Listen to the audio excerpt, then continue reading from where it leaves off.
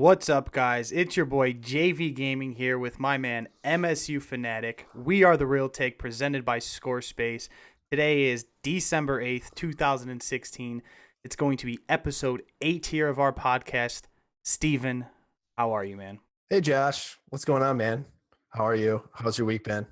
It's been good. It's been actually great. I'm tired now. Today's, I've been tired. For those of you guys who are watching Twitch, you may know why, but I'm ready now. I feel like the mic's on, the camera's on me, got this bright light in my face. Let's go. I'm ready. I know before we got on the air, Josh is just like wide-eyed. It looks like he just got seen like headlights. He's just kind of pale. His skin's kind of just doesn't have the same glow as I typically see on a day-to-day basis. He doesn't have the twinkle in his eye that I expect. And now the lights go on and it's just you're just like, oh yeah, I'm ready to go. I'm a happy camper. Let's talk some sports. Let's get into it. Yeah, 8 hours of MLB, the show on PS4. Turned it It's off, ate for about 10 minutes, and got right back on. So here our we go. our future selves are just gonna hate us so much one Hmm. day. It's like they just wake up when I'm 45 and have terrible back problems and be like, why did you play video games for 10 hours a day? You're such Exactly. like stand up and go outside, My please. my kid will never live the life I did, ever. No, yeah, I know. My kid will go outside and play football in the streets, on the pavement. Okay. With the pavement. You go out in the street, you dodge those cars, you go out there and run an out route. Okay. And you toe tap on the sideline. Go get hurt. Yeah. Um, but yeah, man. Crazy week. College football polls were released. We got the college Oh football my God. playoff. The bowl games are set. NFL's getting nitty gritty. Some baseball winter meetings, man. We're gonna get into that. So I'm excited. What do you want to start with? I mean, probably the elephant in the room, college football playoffs, right? I think Right. I love it. that's the smart move. We got college football polls. The committee released the polls. Really, I thought it was pretty much what we expected. We have obviously Alabama number one. We had Clemson at number two, Ohio State with number three, and then out of the Pac-12, University of Washington with Penn State coming right out in five. And I think was Michigan ended up at six, I believe, is where they were. Not like it doesn't matter. Losers, we don't need to talk about losers, but uh, yeah. So I mean, I guess we'll go with the big the I wasn't surprised by anything that happened. I thought the committee here's what I've been saying all week. The committee did what they had to do. Uh, I don't necessarily agree with what they had to do, but the way that they set it up the previous week, I think they pushed themselves into a corner that was unescapable. And because of that, those four teams were basically a necessity to get into the college football playoffs. What are your thoughts about that? I agree. Obviously somebody was going to be left out, and people were going to be, upset or butthurt no matter what happened. I like what the committee did. Top four, totally fine with Penn State. I can make the case if Penn State would have been put in over any of the three, either Clemson, Ohio State, Washington, would I have been upset with Ohio State's? Obviously, yes, but I wouldn't have been surprised. They obviously deserved it. I think they could have deserved it. I wouldn't have been upset if they made it in, but Michigan, Oklahoma, Wisconsin, USC, Colorado, none of them were even in a discussion for me. I knew going into Sunday which one's going to be left out? Is it going to be Clemson? Is it going to be Ohio State? Or is it going to be Washington, Penn State? Who's going Yeah. to be left out? I think the biggest thing for me, and this is what I was talking about all week with a couple of my friends at work, and then I think I talked with you, and I voiced my concern a little bit on Twitter. The thing that scared me really was because I feel like the college football committee really set kind of a dangerous precedent in the fact that it doesn't really matter what you do in the conference. If we don't like the result, we're going to take whatever we think is quote unquote the best team in that conference, regardless of what happened. And let me put it this way, because a lot of people will chime in and say that, well, their out of conference schedule was way better in the fact that they beat an Oklahoma team, they beat a good Tulsa team. Ohio State had the resume that Penn State didn't have. And in the out of conference schedule, they got beat by Pittsburgh, which I won't argue any of that. But if we look at just in the vacuum of the Big Ten. And if you're going to say what I've heard from ESPN and every single analyst this year was about the Big Ten and how good the Big Ten conference was, and it was the best conference in America, I have no qualms with that. I believe that to be a wholehearted truth. But the problem with that is if you look just in the conference games, Ohio State and Penn State both tied with the same amount of in conference losses at one. Okay, if I look at it just between those two schools, and then the head-to-head, Penn State beat Ohio State head-to-head to hand them their only loss. Yes, the loss that Penn State was bad to Michigan, but that game came at the beginning of or I believe at the end of September, when Michigan and Penn State were two completely different teams. Penn State's certainly a very different team because they didn't end up losing after that point.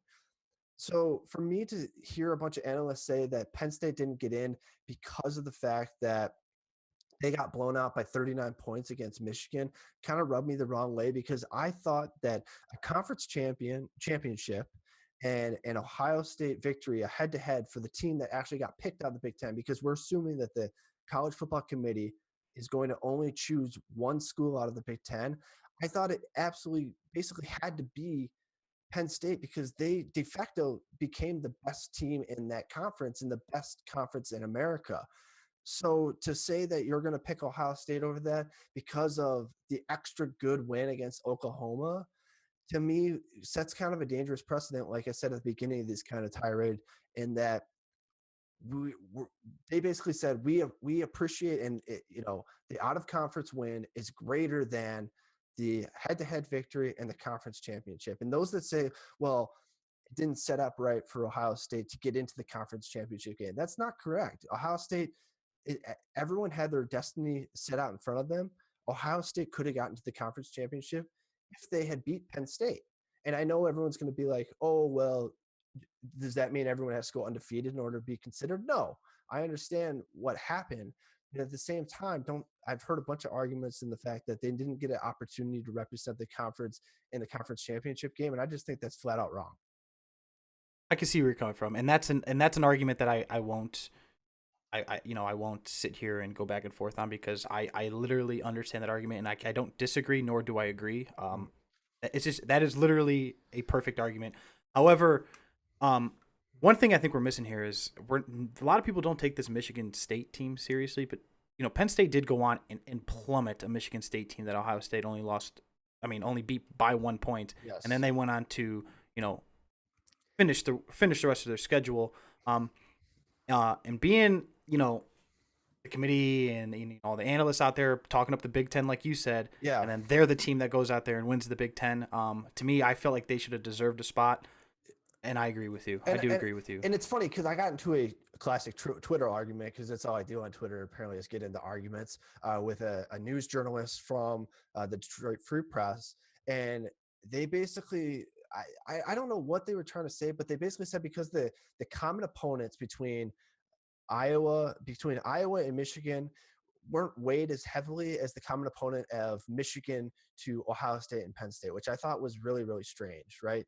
In the fact that Ohio State and Michigan basically played themselves to a tie at the end of the year, and Penn State throttled Michigan. But Michigan lost to Iowa by 1 point in the same situation where Penn State throttled Iowa by, I think, around 30 points. So I'm just very confused by that fact. And I didn't understand that. Again, I think that the committee did what they had to do, and I will say that.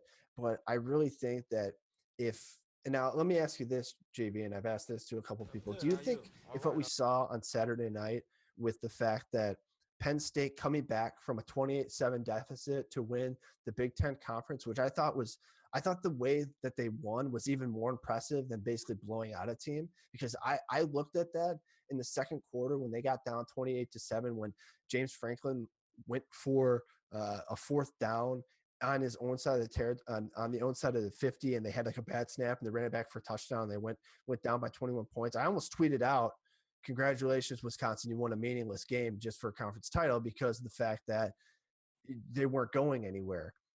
But I thought that was really impressive. Do you think if Ohio State was in Penn State's shoes this year and you switch the resumes with Penn State and Ohio State, and say that Ohio State beat Penn State, but Ohio State lost to Pitt, kind of like, well, sorry, this is a bad argument, but they basically switched the resumes and Ohio State won the conference title in the same sort of fashion that Penn State did. Do you think we would have seen Ohio State vault over Penn State in the final rankings? Based on brand, probably, And and that's a shitty argument. That's shitty to say.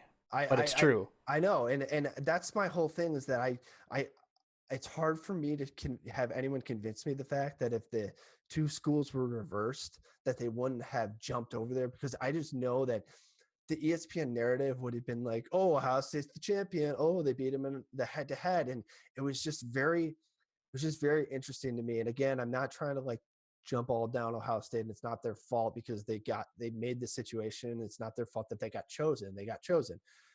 So but I just I have a tough time because next year I can just see it happening next year where it becomes conference champions are the end all be all, and that's all I want to see as a playoff committee. And then all of a sudden it's just completely different than it was this year. So that's the fear that I have, and the fear Right. that I'm going to have going forward until we get into an 18 playoff in which there's automatic bids and you have three at-large bids, and then everything's solved. I mean, Right. I Which is think going to happen. It's not a matter of if, it's a matter of when. The only thing that really helped the committee out here that kind of saved their asses is the fact that Ohio State stayed at either 1 or 2 the entire year when it came into the playoff ranking. They were never at 1, I'm sorry, but they were kind of 2 throughout the entire year when it came Mhm, to the college football playoff. mhm. Um, that saved them. Yep, Now if that's Penn State, they probably weren't sitting there at 2. You know what I mean, yep, with the same resume. But no, I agree with your argument. I like the argument. It's a good argument. It's about brand and it's about money. I mean, 100% Ohio State's going to make the college football playoff, and the committee and the whole NCAA. They're just going to make them more money. And anybody who says that that doesn't play a factor or doesn't have a part in any of this, it's just mhm. wrong. It's wrong. Yeah, and I think it's going to be that gave us the best games. Let's talk briefly about the matchups before we kind of get into other things. I think a Bama Washington game will be good. I hope it's good. I still think Bama wins by at least 14 points just because they're just so dominant. But I would say that Washington has the best quarterback in the college football playoff this year in Jake Browning. And I 100%. think anytime you have an advantage at the quarterback position, you have a shot to win. Mm-hmm. And So that being said, I don't think we're going to see an MSU drubbing like we saw last year, albeit MSU had some other kind of conditional things going on. The fact that Connor Cook was hurt for the last half of the year and wasn't able to give the best showing in that um, in the Cotton Bowl last year in the college football semifinal. I think that we're going to see a much more competitive game. But the biggest question for me is that we've seen the way to beat Alabama is to limit their scoring opportunities and to play really really solid defense because you're gonna have to score. I would say the only way Washington wins this game is if they can keep the score down and keep it between 14 to 17 points. And I'm just not sure that while Washington has a pretty I'd say I don't want to say they're average defense, but they're average to above average. They obviously have a couple injuries going on. I don't know how healthy they'll look in them in 3 weeks from now, but they just have to keep the score down and they have to kind of get a lucky break and they have to win the turnover battle. And while Nick Saban's been the head coach at Alabama, he just doesn't lose the turnover battle. He always keeps those guys in the correct positions out on the field. So I just have a tough time in really thinking that Washington's able is going to be able to jump up and over Alabama just based on superior talent level. Alabama's just they've just been there for so long.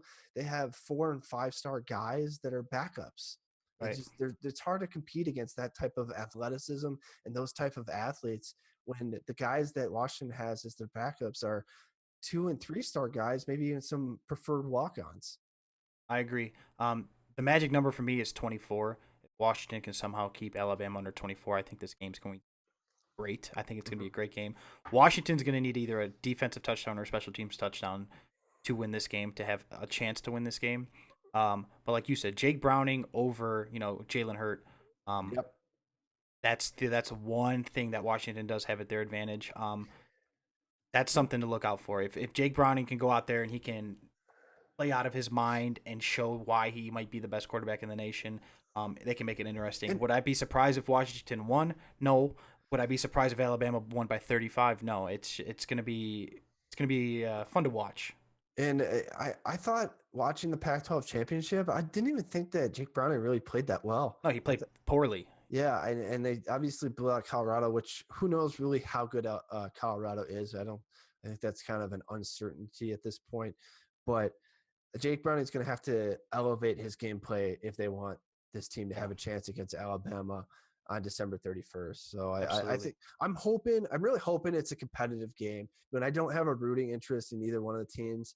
I just want to see a good, competitive, strongly played, fairly played game, and I'm hoping that we see that. I can't. I think out of the four teams in the playoff right now, I think I am rooting the most for Washington, not just because of them being the underdog, supreme underdogs in every situation, but I just like the way they play. I really like Chris Peterson. Washington reminds me a lot of Michigan State and the fact that they play in a pro style offense. They have a kind of an up and coming coach like Mark D'Antonio is.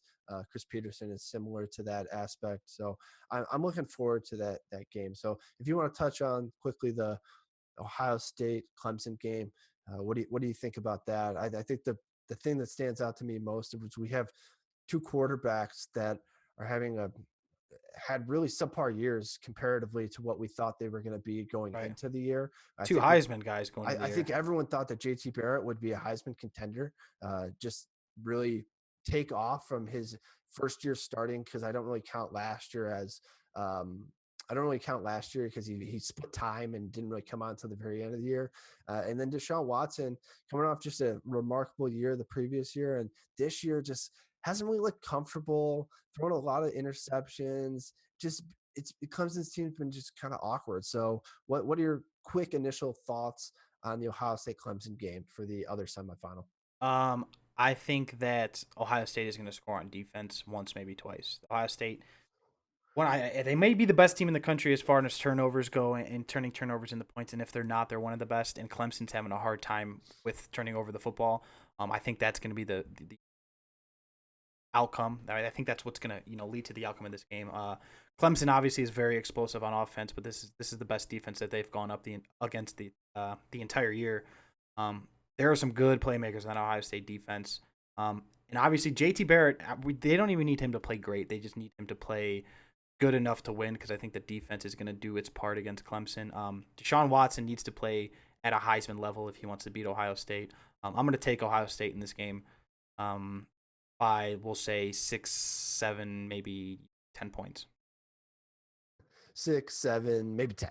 Right? Well, I don't know if it's going to be a one score or two score game. If it's a two score game, it's not going to be two touchdowns. I think it'll be close, but I think Ohio State's going to score on defense come late third, fourth quarter when Clemson's trying to push the ball Yeah, downfield. but I mean, I'm not 100% sure what the line is on the game right now, but I wouldn't be surprised if it's a pick 'em by the time the game comes out on the 31st. It'll be a tight game.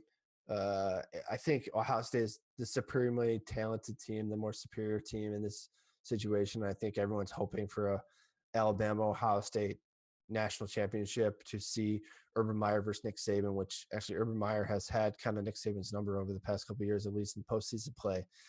So I think people are looking for that. I think we'll, in my heart of hearts, I think with that's what's going to end up happening. That's what will be delivered to the people for the national title game. And then at that point, it'll really, it's like a season within a season, right? And the fact that you go from the college football regular season, then you have this huge long layoff.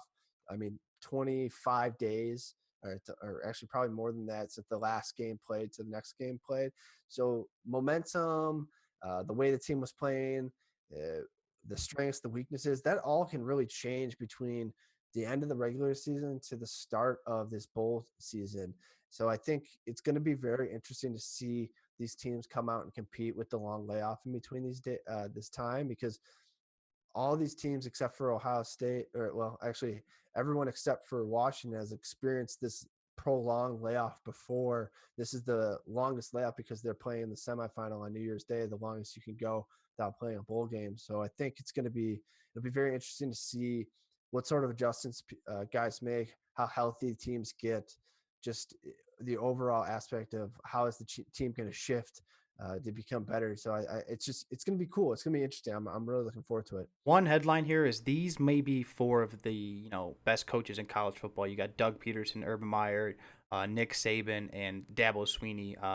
With this huge layoff, I could promise you this: they're gonna have those guys ready to go. Those are great coaches, and all of them are really, really experience. This is not their first rodeo. I know it's Washington's first rodeo as a program, but Doug Peterson can coach. He knows what he's doing up Chris there. Peterson. Chris I'm Peterson. sorry, Chris Peterson. Yeah. Correct. Doug Peterson's the coach in Philadelphia. Yeah, and he's not Yeah. doing a very good job. Not doing a very good job. No. No. No, it's good, man. And I want Who do to. you so let's just real quick. Yeah. So we're gonna pick our four. So we got obviously Alabama over Washington. Yep. You got Ohio State over Clemson. Or you have Clemson over Ohio State.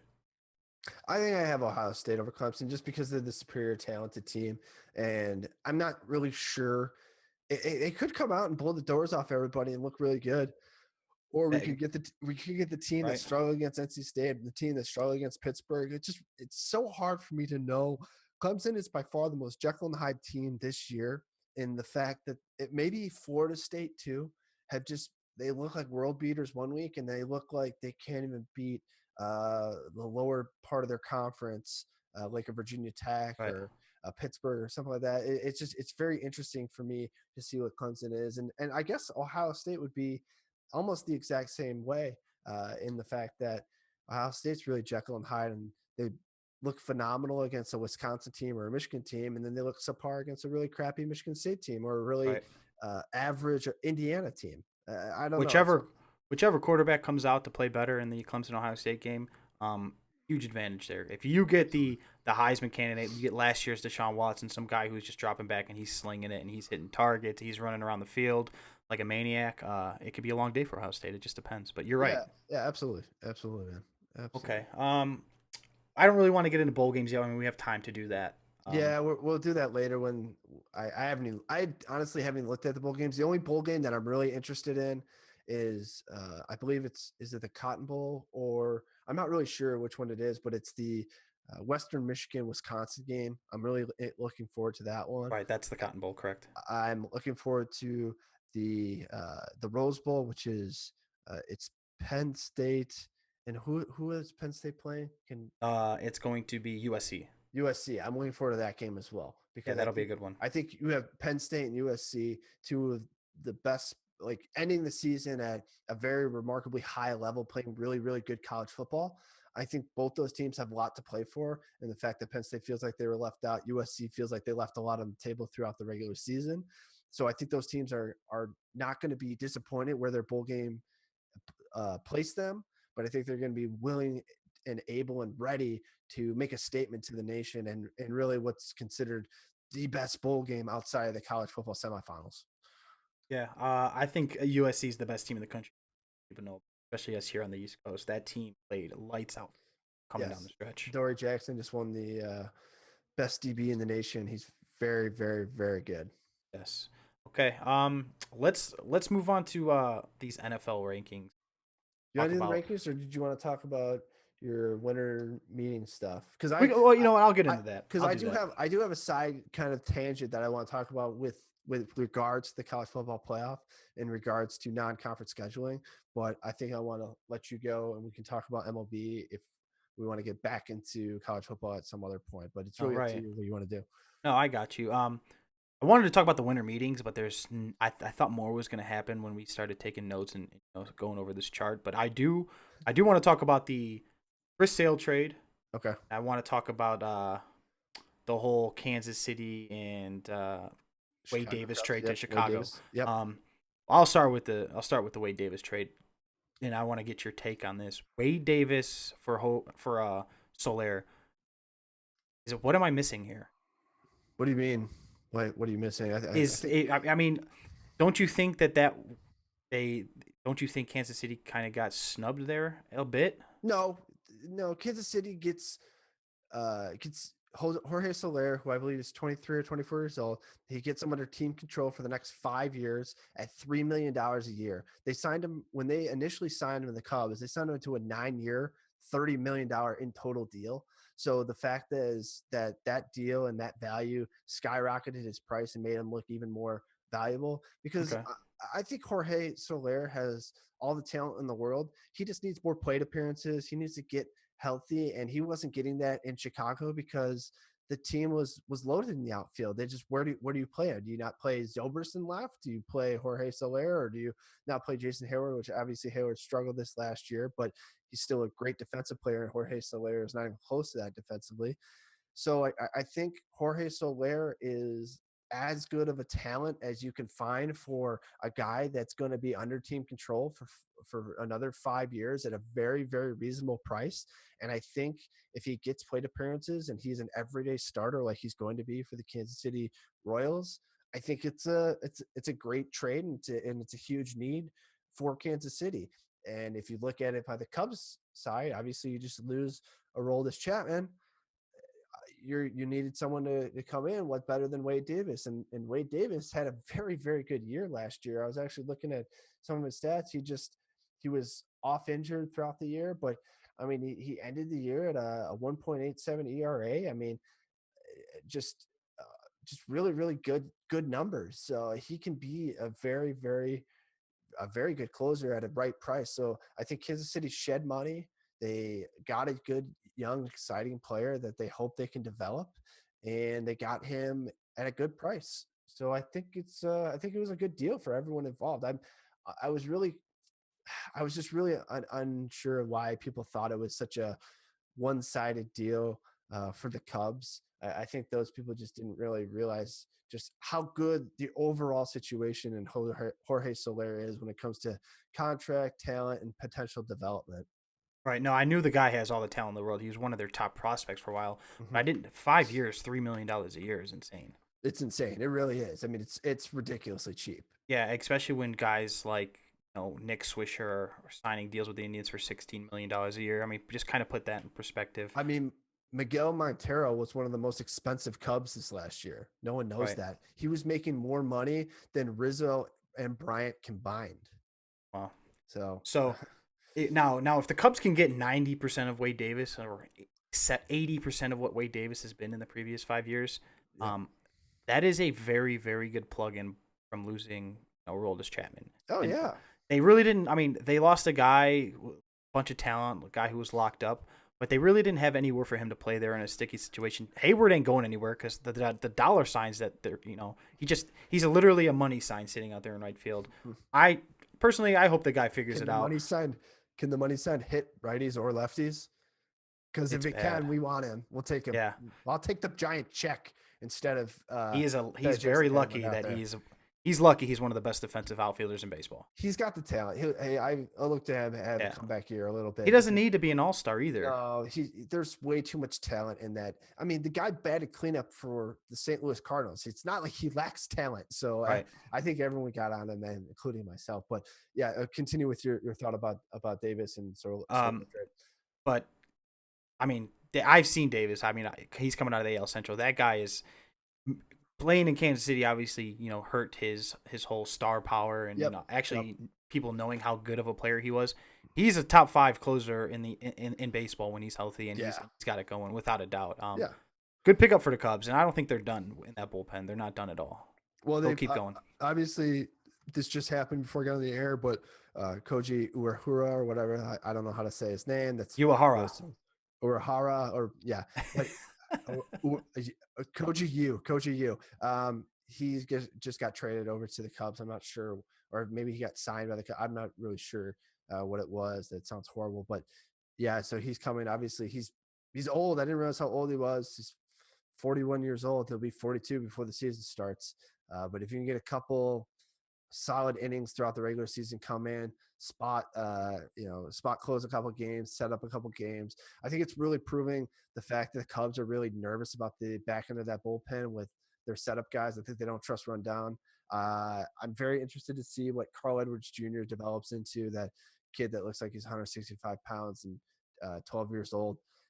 It'll be interesting to see what else they do with the winter. I mean, we're just getting started with the MLB offseason. If you really think about it, Right. this was the kickoff week, and we already got some huge deals going on. So it's only going to continue to climb in the upward direction, which I think everyone should take that to account, because I think we'll kind of get a lull again, and then we'll really take off as pitchers and catchers report and all that fun stuff. Okay, and then another one, the Nationals trade. Giolito and a couple other prospects. I'm pretty sure it was three of their top 6 or 8 prospects for Very Adam Eaton. Dane Dunning and Ronaldo, Eduardo Ronaldo something or other. Hmm. Another very good pitching prospect. Yeah, I will go Head ahead. scratcher. That to me is a You head think it was scratcher. you think it was head Adam scratcher? Eaton's. I'm sorry. Adam Eaton's a very good player. Very good leadoff hitter.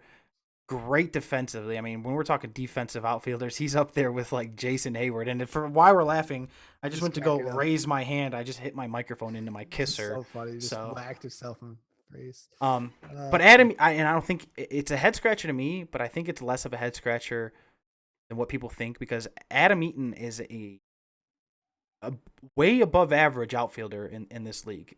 He can play. he's 27 years old. He's under team control from the Sox. The Sox, I'm convinced that the White Sox knew exactly what they were doing the past 3 years. Everyone thought they had no idea by signing like Todd Frazier and like grabbing some other weird players and like doing all this. I think they knew exactly what they were doing because they got like a bunch of guys for really cheap money, put them under cheap contracts, and they knew that this offseason was going to hit. It was going to be very, very weak, and they were going to set the table for all these really very good players, but they were going to set the table because nothing else was out there. I think they knew exactly what they're doing. So Eaton's under team control. He's 27, and he was a 6.2 WAR guy last year, which was Yes. 19th in the entire majors. Yeah. He had a better WAR than Anthony Rizzo last year. How He's many? a he's a Yeah, very good leadoff guy, and he can hit from both sides of the plate. Lefties don't bother him. Righties don't bother him. Speed demon, and he plays a Gold Glove outfield. He's gonna look really, really sexy at the he top of had that the Nationals most lineup, outfield assists last year in the AL. and he finished third the year before that. So I think I thought it. Obviously, I think that I was surprised. I actually liked the Eaton trade for the Sox better than I liked the Sale trade for the Sox, and the fact that you got a guy in Lucas Giolito who has already touched the majors a little bit. I'm very confused, and I know you want to get into this with the Sale to and Red Sox trade. I'm very surprised that when the Sale trade went down, yes, you get Johan Moncada back, but Johan Moncada has played 9 games in the majors. I believe that Lucas Giolito has at least pitched a couple spot starts when Strasburg went Hmm. down last year for the Nationals. Um, I thought that was interesting, but I think he's a better pitching prospect than Michael Kopech, who they got. Who Michael Kopech has only pitched a combined 56 innings in low A ball. That's it. He's only pitched in low A ball. So Yeah. you just don't know how that kind of career trajectory is going to look like on a starting pitcher that's 20 years old that's just starting out. And the fact that Michael Kopech, I was doing some reading about this yesterday to do a little research. Michael Kopech missed half the year last year because he got into a fight with one of his teammates and broke his hand. Yeah. Dude throws 105 miles an hour though. Okay, that I heard this all over the place. Okay, Is that true? Because that's what I heard no, yesterday. it's not. He hit 105 in one pitch in one game in the minor leagues, and this has become a headline everywhere. And I don't understand why ESPN keeps reporting it. Like this guy's a starting pitcher that goes out there and hammers the strike zone for 80 plus pitches and throws 105. It's not true at all. Like Apparently, Chapman hits 103 every once in a while, but it's like once every 5 games. once every 5 games, exactly. This is the same thing with this kid. He's right around the 98 to 99 miles an hour with the ability to touch triple digits every once in a while, but he's not going out there and going to throw 105 at the beginning. That's just not happening, folks. So just stop. Don't read that because it was one headline that said Michael Kopech pitches 105 miles an hour. I read the article. It was a one pitch, which wasn't even Wasn't even apparently a strike. no, apparently that they only had one radar gun and they were unsure if it was accurate in the minor league stadium they were in. Huh. That's it. I mean, that's just what somebody told me yesterday, and I No, was just I like, know, holy shit, he right? throws And everyone, 105 miles and an hour. that's all I've seen on Twitter the past 24 hours is that Michael Kopech pitches 105. So excited for to see him in the in White Sox uniforms. He's going to be great. Ugh, gosh, I I was really shocked with the Sale trade because what was reported during the All-Star break was that the Sox wanted at least two major league ready players. And I didn't think they got any major league ready players in the No. deal back. Johan Marcata is going to be brought up regardless because the fact that they're just going to need someone to play second base for that team. But I don't think he's ready for the majors. everyone says he's the best baseball prospect in America, and that may be so. But for every great baseball prospect there is, like a Chris Bryant, a can't miss kid, there's a kid like Cameron Maybin. I remember when Cameron Maybin was with the Tigers, a 5-tool player, untouchable in the system. As soon as Miguel Cabrera and Dontrell Willis came available for Dombrowski to deal, he was like, no longer untouchable. I'm going to go get the major league ready guys. And I think, yes, obviously you have to trade for prospects in this situation. And yes, you got to get the young talent, and because you're not going to win with Sale right now. But I just was very surprised to see, and I'm unsure what your thoughts are about it, that they backed off their huge price tag, because we were hearing at the deadline last year that they were going to get Jurickson Profar and Joey Gallo from the Texas Rangers. which I would probably lean on. I would have liked that deal better. That's two guys who have touched the major league system who are almost like they're closer to being can't misses than Makata is. Do you know what I Yeah. mean? Yeah. So Makata might be better than the two, but those yeah. two are closer to like being unbustable, if that makes Yeah. sense. And clearly we won't know who really won the deal for 3 years from now, Right. because the major leagues, the curve to the major leagues is just so different than every other sport there is. There's just so much, there's so many steps that it takes for a guy to get to the majors, and it's so hard to see how they're going to make that progression up to the majors. It's so hard for me. I take I really I really value guys that have done it in the majors at least a little bit, at least shown flashes, like a Javi Baez at the end of last year, where he showed some flashes, Like he belongs, like confidence. like he belongs, right? And I think that Johan Marcata, and I don't know this as well as someone that's watched the Red Sox uh, a lot, but I think he's only played 9 games in the majors and had like right around 20 plate appearances, and you know, you really don't know yet. He says he's the best baseball prospect in America, but I think that's only fun to talk about on Twitter, and if you're a guy on Baseball America or you're a scout. I Right. don't know what it. A lot of pressure on that kid now. A lot of pressure on the kid. A lot of Um, pressure. Grizzly in the Twitch simulcast said that the Kopech also violated a drug policy in the minors, which I was unaware about, which is probably another reason why they're quick to deal him. So that's why I'm saying, for me personally, I thought the Sox deal for Eaton, getting back those 3 prospects, those pitching prospects, was almost a better deal than what they got for Sale. Just my personal take. Oh, I I actually feel thought that. that Sale, if you told me that Sale and the Red Sox were going to do a deal, I would have thought that Benintendi was going to get sent to the Sox. 100%. If I would have read anything into it, I was like, all right, so Benintendi and who else? Yeah, like Benintendi and prospects. That's what I Right. would have thought would have happened, because Benintendi is a guy that's clearly not untouchable for the Red Sox as much as someone might say. Uh, And he's been there. He showed he can play. and he showed he can play at least a little bit, not at an extended period of time. And in no way, shape, or form am I saying that Benintendi is the next great superstar. But I am saying that Benintendi's at least showed that he belongs in the majors, and he belongs at, hitting major league pitching and doing the major league thing, going through the major league schedule. He's at least showed he belongs in the current situation that he was in. That's Right. all I'm saying. Hit a home run in the ALCS Yep. against the Cleveland Indians Yes, he against their really had bullpen. his coming out party in the playoffs a little bit. So it'll be interesting. So JV, talk about. Everyone is. I saw this on Fangraphs yesterday. I saw this on ESPN. Everyone was talking about the fact that the Red Sox, by all the simulations, if you do the math, they are by and large the favorites for the World Series next year. Going to win the AL in a landslide, etc. What, I know you have differing opinions on that. Go ahead, speak to that right now. Let everyone know why they need to really calm themselves before they really say that they're the AL champions, and they're certainly going to go face the Cubs for the World Series in 2017.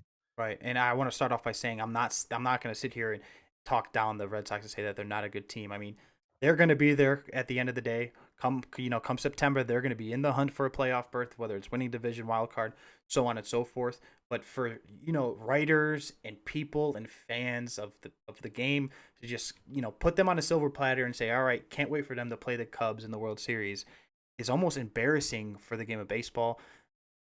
The the Boston Red Sox just lost the heart and soul of that team in Big Papi. the Rock, the guy in the middle of the lineup, the guy that probably sits there. He holds that not only city together at some times, the clubhouse, the team, the young guys. I mean, losing him is so much bigger than what people think. And if you're going to sit here and you're going to tell me that Totally agree. Mitch Moreland's going to go there and fill that void, it's just not going to happen. He's going to put up decent numbers. Mitch Moreland's he's a good baseball player, Yeah. but he will not fill in Big Poppy's shoes at all. Not as a human being, not as a role model, not as a leader, any so of sorts. And Mhm. until David Price can win a playoff start, I'm not picking the I will not pick the Boston Until, Red Sox in a playoff series. He is 0-7 in 7 career starts as a reliever, and it's until not his David Price realizes how to tie his shoes during a playoff game. Is that dude. what you mean? His numbers are atrocious. He is 0-7 with 6+ ERA, and CJ mad. CJ mad. CJ is mad. What's up, CJ? Wave. CJ, he's so mad. So, if for those of you who don't know, CJ's a producer and runs Squarespace. Great guy, great opportunity. He obviously lets us do this every single week. Probably kick us off after we talk so much crap about the Red Sox now. But CJ, our producer, is in the room here handling all the cool, smart things that we're too dumb to handle, and he's looking at us, giving us the stink eye about the Red Sox right now as we just totally bash David Price. He just had an explicative that I'm not allowed to say on the air. Just this is feeling like a real radio show right now. I Honestly, like this. we got the producer behind the glass that's holding up signs and giving us the number one sign. For those of you that don't know what that is, just Google it. So that was good. But anyways, to talk about David Price and how he sucks in the playoffs. So yeah, he hasn't won a game in the playoffs. And if you can't tell me, I'm telling you right now, Porcello's not going to go out there and win 25 games. The guy had like 8 runs. It's not 8, but he led the majors in run support. Yep. I don't see David Price all of a sudden becoming Cy Young in the playoffs, and I don't see Porcello going out there and mimicking what he did last year. Yep. Losing Big Poppy is a killer. That is huge. That is so much bigger than just a stat sheet. Yeah, It's he's more than he's that. so much more than a stat sheet. He's a guy that's good. He helps those young players. He helps the bees. He helps Benintendi. He helps Betts. He helps Bogarts, right? Because he helps them just become better players to how to mitigate the rigors of a schedule, how to mitigate the bodies, how to rest themselves, how to just become an all-encompassing pro. Those are the type of intangibles that you can't replace, that no statistical numbers going to tell you what David Price left behind. But I'll tell you what, those guys in the clubhouse, they'll feel that missing presence of that huge Yes. personality on a day-to-day basis. And I think it's more so in baseball than any other sport because they're just so ingrained and with each other for such a long period of time that it's really, really important to have that guy that shows these kids, and I call them kids because they are kids, these kids how to do it on a day-to-day basis. And I'm not saying by any stretch of the imagination that they're just going to forget how to do it. But I thought Ortiz was a huge factor in just helping everyone. He was really kind of it's kind of weird to say, but like a glue guy in that system last Right. year.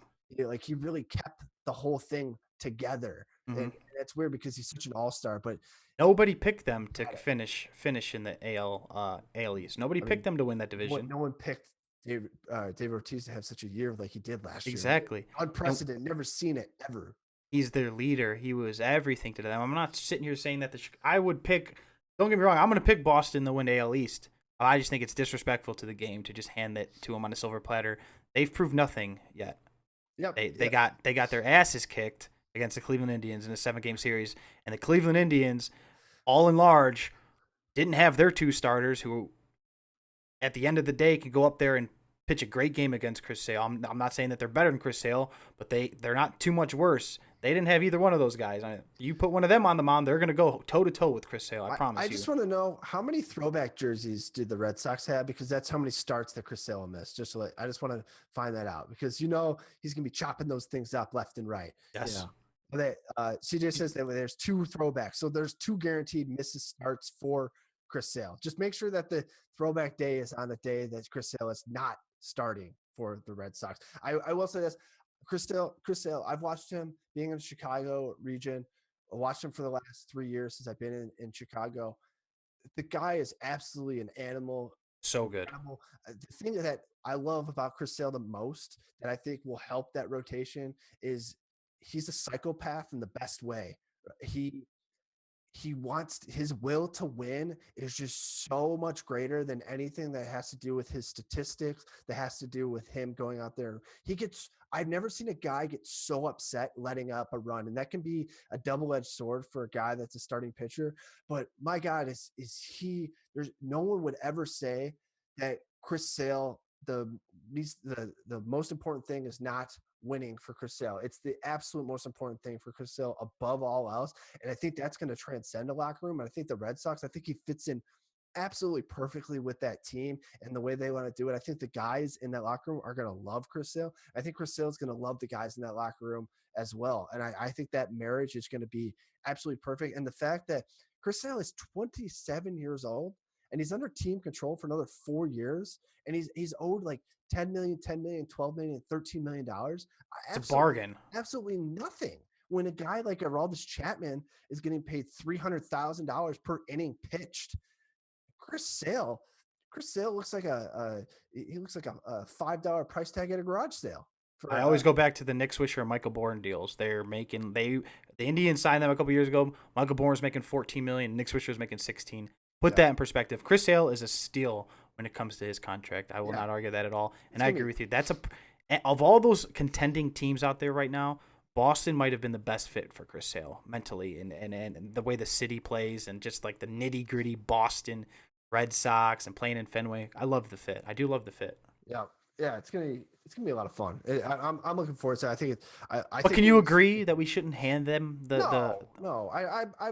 That's clickbait crap that ESPN puts out in order to drive ratings for baseball at a time in which no one talks about baseball. People should be talking about the NBA, college football, NFL. Baseball is relevant for the winter meetings and for guys that really like baseball, but it gets headlines, gets people talking about it, it gets people interested in baseball at a time that no one else says. So I don't think we can I will say this. I don't think anyone at ESPN, at least I hope not, is stupid enough to think that the Boston Red Sox are going to walk all over the AL and walk all over the NL and win the World Series. I think it's mostly a headline to drive ratings, to drive clicks to their sites right now. I think in reality, steeped in reality, it's going to be a difficult road in the AL and it's going to be a difficult road in the NL for either team to win the World Series. I like Brad's little comment. Yep. Brad on Twitch Simulcast says, "What about Chris Sale's pitching in Fenway, right-handed favorite park, and being a lefty in the short left field?" I mean, I think I don't know his splits offhand, but I doesn't he pitch to righties better than he pitches to lefties? I don't know. I believe that Chris Sale does pitch better to righties than he does to lefties, at least There, from last year. I feel like I've read that somewhere at some point. If it's if it's horribly wrong, I apologize. I'm a terrible analyst. You don't have to listen ever again if you don't want to. But I think he pitches pretty darn well to righties. He's a top 3 or 4 pitcher in the AL. I mean, the bottom line is when the if guy's not the best. yeah, I mean, he's gonna translate to that. So I agree. it'll But be look it interesting. up, Brad, and report back to us Yeah, in go 5. look it up and let us know if everyone should stop listening because all we do is spew absolute garbage. We're just another Skip Bayless. I'll say. But I will agree, Chicago Red Sox. I mean, even before the Chris Sale trade, one of the better teams in the AL. This doesn't Yep. hurt them by all means. It's going to be fun. Baseball's going to be fun. Obviously, I'm biased. I love baseball. Baseball's my thing. But let's move on, man. I know you got some stuff you want to talk about with the college football. Want to take a break? What do you want to do? We started off a little bit late. I think we started out at like 8:10 Central, 9:10 Eastern. So let's run for another like 10 minutes or so, and then we'll look for a break around probably like the 10:15 mark, 10:15 Eastern mark. Does that sound good? Yes. All right. Next topic you would Ne- like to go over? Next topic I want to get into quickly, revert back to the college football playoffs. So a big topic of basically kind of contention was the out of conference scheduling. As soon as the games ended on Saturday night, everyone was talking about out of conference scheduling for Washington. And I thought that ESPN was essentially setting up everyone in the Pac 12 and everyone on the West Coast to be in for a letdown because I really thought that they were going to drive home the point that the out of conference schedule was so bad for Washington that they deserved to be left out of the playoff. I thought that that was the narrative that they were going to go for. And I thought that it was going to drive Washington out of the college football playoffs, which I thought would have been an absolute travesty. And I just want to say that the no one could answer this question. I asked I asked a lot of journalists on Twitter over the weekend, and no one could give me a straight answer about this. And I got into a lot of, again, Twitter arguments because that's apparently all I do. Uh, It's awesome. it's yeah, but the It's out of conference scheduling when Washington. No, JV, let everyone hear you laugh. It's better that way. It makes us Listen, I gotta tell a story. I gotta it tell a story. humanizes us to I know everyone. CJ wants us to be more like ourselves on the air, so I'm gonna tell a story. Okay, Yeah. Okay. Tell a story. this Okay. is this right here is a real take. It's coming. Ready? Ah. This is a real take. So every morning, I wake up, and as a grown ass man, because I'm Oh God, keep 26. this somewhat clean, please. So as a 26-year-old man, I wake up in the morning, you know, scratch my chest, shrug my shoulders a little bit, Yeah. I walk to the bathroom, I sit down with my phone, and I do my best work. But the first thing I do every CJ's morning. looking at you like you're really on the edge right now. No, listen, You're about to hit the I'm gonna roof. keep it PG. Yeah. I sit Yeah. down on the toilet. I do the atomic drop right on the toilet, right? Oh my God. Pull out my phone and I go right to your It's, Twitter to see who you are trolling because it's great stuff. It's good. It's a good read. I'm not And trying to troll. I try to engage people in a way to think about issues and topics outside of the regular box. That's what I'm trying to do. I'm never trying to trigger anyone. I'm just trying to get them to think outside of what ESPN is telling you to think like. That's all. That's all I'm right, trying to do. right. Okay. Does it make me creepy though? Does it make it kind of weird for you? Do you feel weird knowing that every morning I sit down on the toilet and go straight to your Twitter before I do anything else? Is it weird that I do the same about you? Oh God, we just become best friends. Yeah, All yeah, yeah.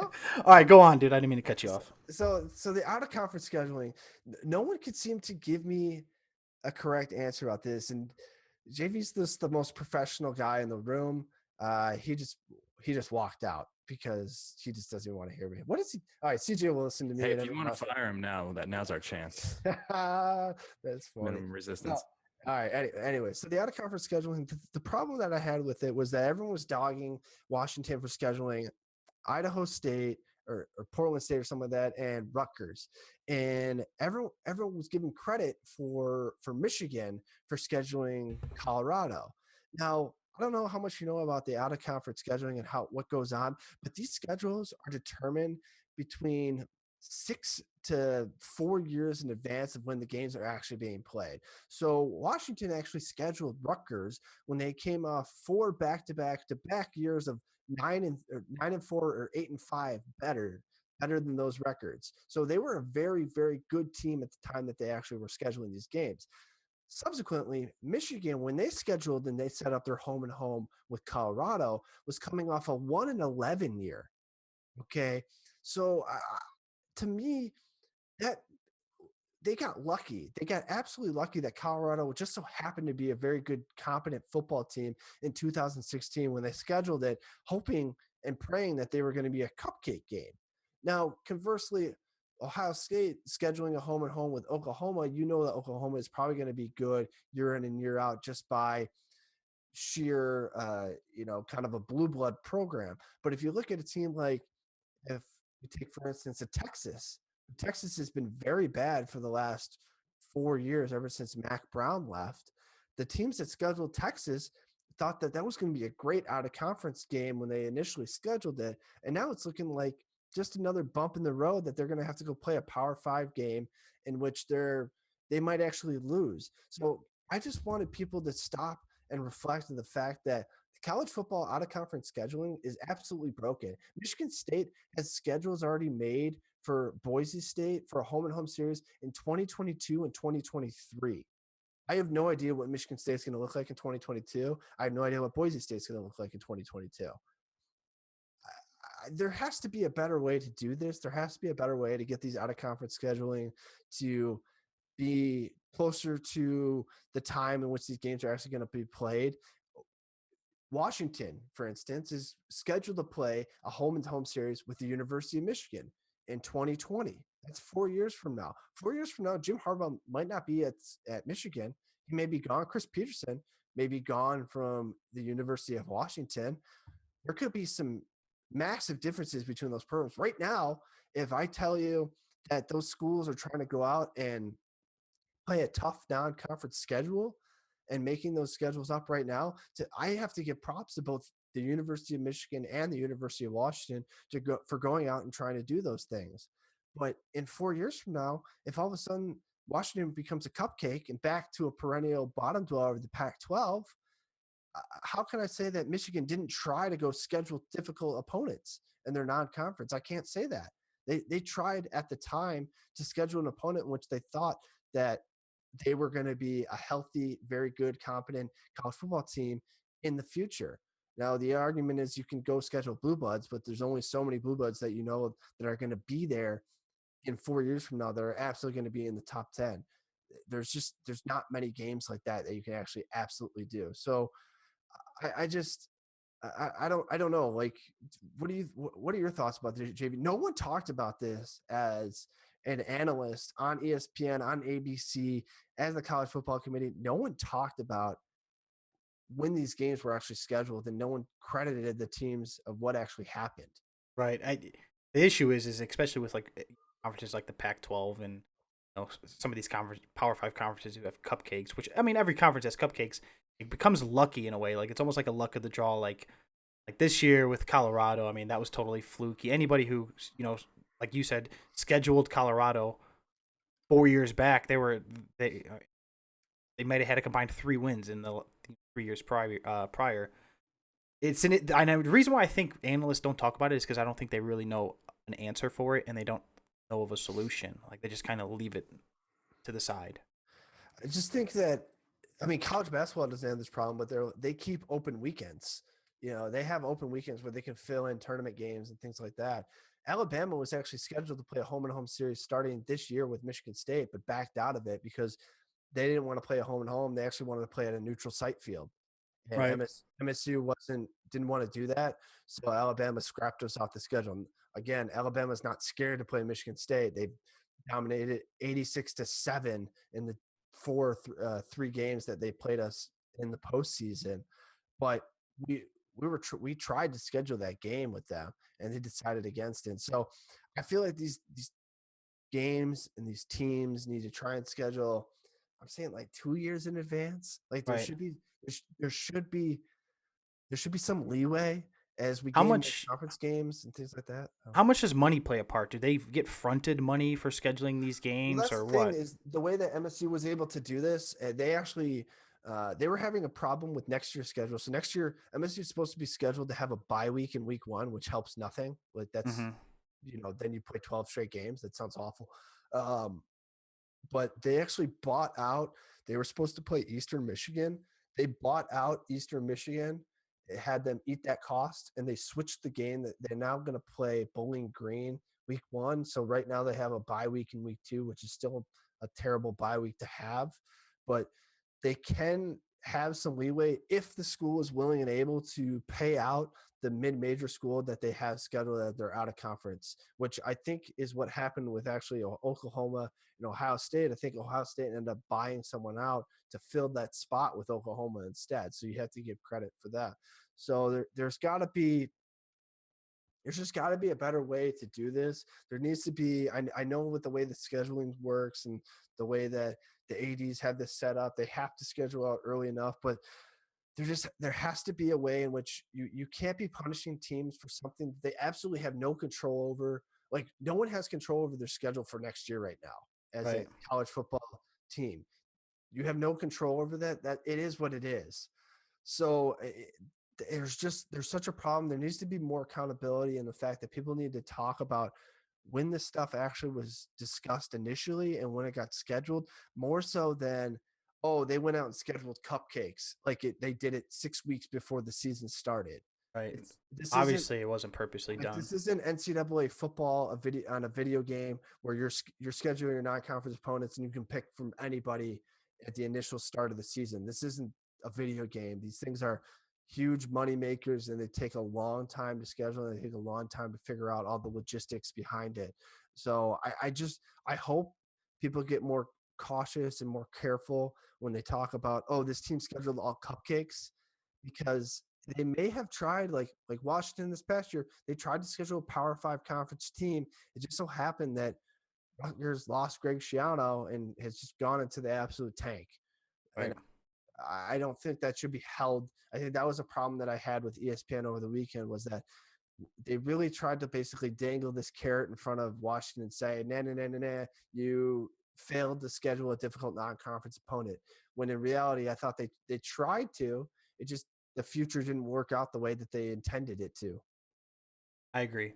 It's it just sucks. It's so far in advance. Like Yeah, there's teams right now who are scheduling games for 2020 to 2022, and who knows where that program's going to yeah, be. like Michigan State. Yeah, I Yeah, mean, we're scheduled for Miami, Florida too. I mean, we have some weird games. I have no idea how some of these teams are going to right. turn out. 6 years from now, Miami, the U could be a fucking powerhouse. It So could be an absolute powerhouse, and Michigan State could be about a blower like the John L. Smith days.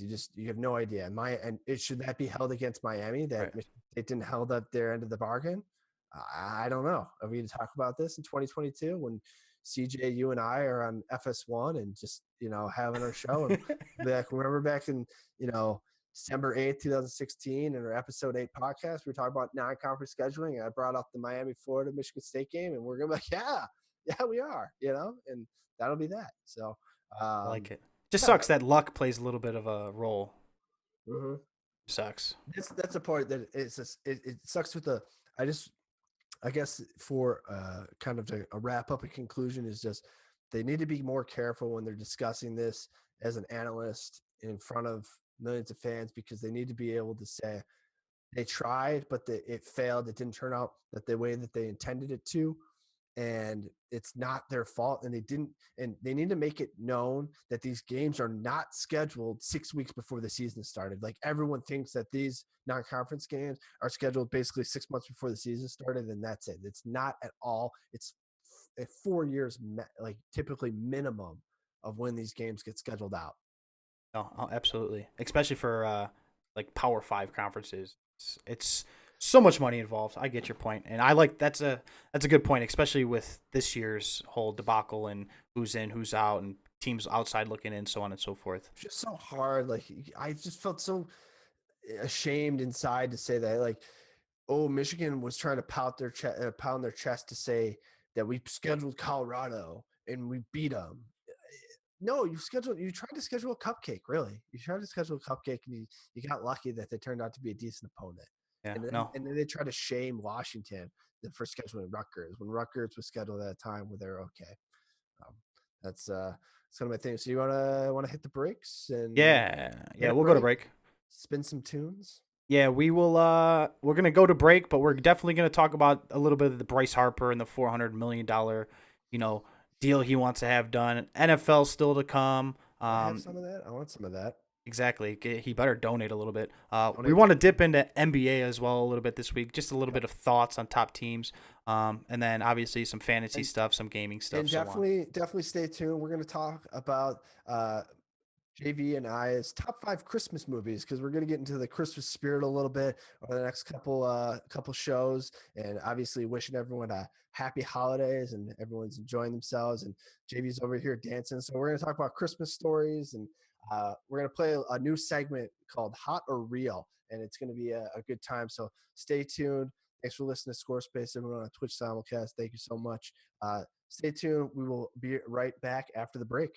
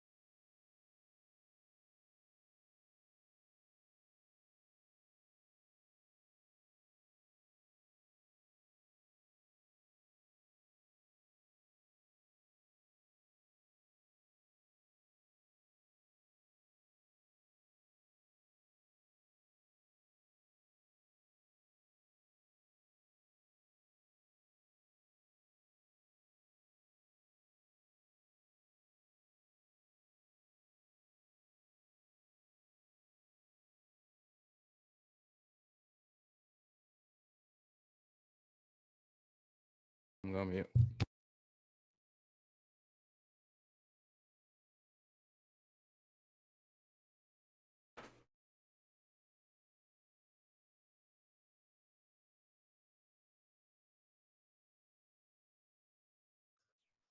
What's going on, everybody? Welcome back to Score Space Radio with the Real Take with Steven and Josh, aka MSU Fanatic and JV Gaming. JV, man, I have such a good time on Thursdays. Oh, a quick a little news noteworthy item. We are moving the show. We will not be on Thursdays. We will be starting Tuesdays. Same time on Tuesdays, 9 Eastern, 8 Central. That is 6. Rumor is that's when all the hot girls come out. So. Oh, Tuesday is when all the hot ladies, the lemurs, come out. That's what we back in college. I don't know. We used to call. So I went to Michigan State University. Clearly, I know JV's like, oh really? You went to Michigan State? Wow. And so Michigan State's a very large campus. It's huge. It's one of the biggest campuses in terms of square miles in the entire continental United States. Okay, and getting from point A to point B, I had typically anywhere between a 20 to 25-minute walk to get to class. And during the winter months, basically everyone's all bundled up. Everyone has coats on, big sweatshirts, big hoodies. You can't see anyone. You don't know who's under all those clothes. You just have no idea. And right when the first melt happens and the nice decent day of like 50 degrees comes out, the sun out, the day you get when you're in the Midwest, JV, around maybe March or April, where like the air is really crisp and the sun is out and the clouds are on, the birds are chirping, and they're about to be just so happy because summer's coming back. And everyone freaks out because it's been 6 straight months of different shades of gray, 50 shades of gray, if I may add. And you come out and all of a sudden everyone's in shorts and t-shirts and running around like it's 80, 85 degrees out.